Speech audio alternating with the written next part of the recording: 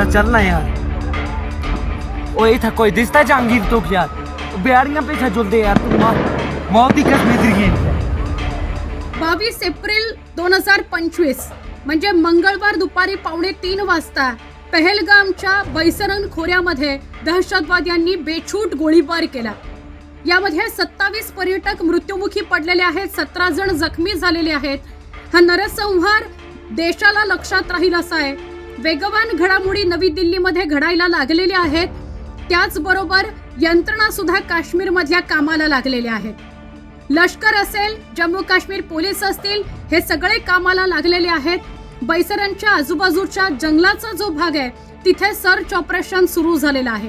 त्याच वेळेला वेगवान पद्धतीने काम करत जम्मू काश्मीर पोलिसांनी 3 स्केच दहशतवाद्यांचे समोर आणले, जे आता स्क्रीनवर तुम्ही बघताय। हे 3 दहशतवादी तेच ज्यांनी काल नरसंहार केला। एकूण 6 दहशतवादी आहेत, 7 आहेत का 8 आहेत त्याचा अधिकृत आकडा समोर आलेला नाही, पण यापैकी 3 दहशतवादी ज्यांचं स्केच जारी करण्यात आलं।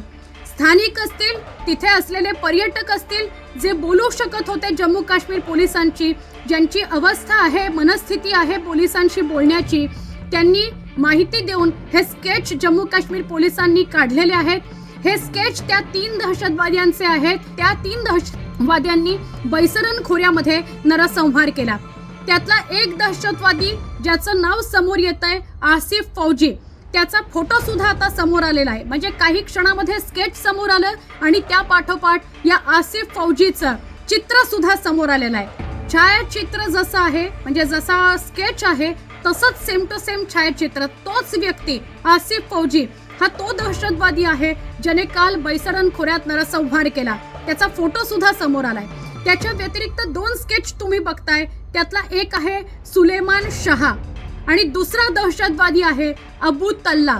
या 3 दहशतवाद्यांचे स्केच समोर आलेले आहेत आणि आता त्यांना पकडण्याकरता यंत्रणा कामाला लागलेल्या आहेत।